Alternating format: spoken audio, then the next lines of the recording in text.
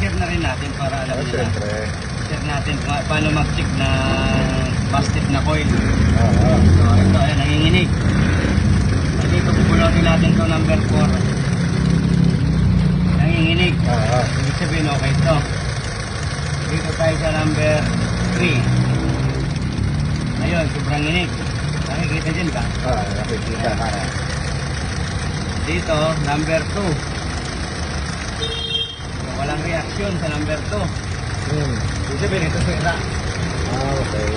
Itong number 1. Ayun, nanginginig. Oo. Sabihin giniginaw. Dahil taglamig na Kaya yun. malamig eh.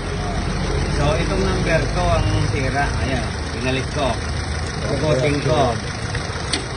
Wala. Walang reaction. Ilipat natin dito sa number.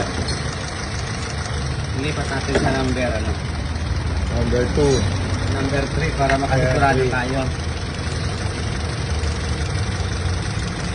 So, lipat natin. Pag hindi nagbago, yun. Ayun, nanginginig ko. So, ito yung sira, no? Pare, ito Okay. yung sira. Ito yung sira, ilipat natin.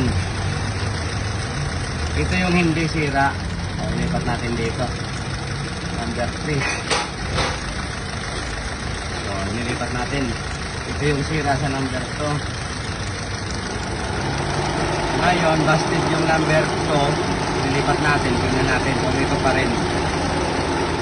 Nagbabago. Oo nga no. Ibig sabihin, okay yung spark plug, okay yung injector, gumagana.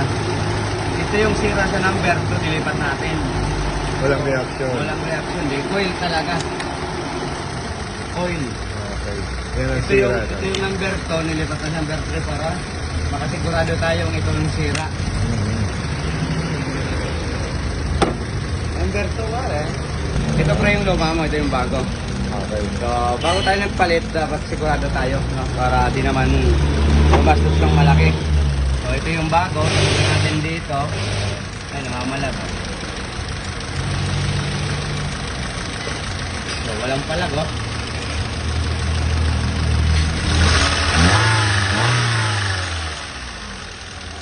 Ayan, pare. Ayun. Siguraduhin natin kung ito yung bago. Tanggalin natin. Ayan, namamalag na. Ibig sabihin, okay yan. Ngayon, pag sinalpak natin, ayun, kaimik. Walang inig. Ibig sabihin, coil lang. Sigurado tayo sa coil. Wala na tayo ibang papalitan, kundi ito. Ano ba?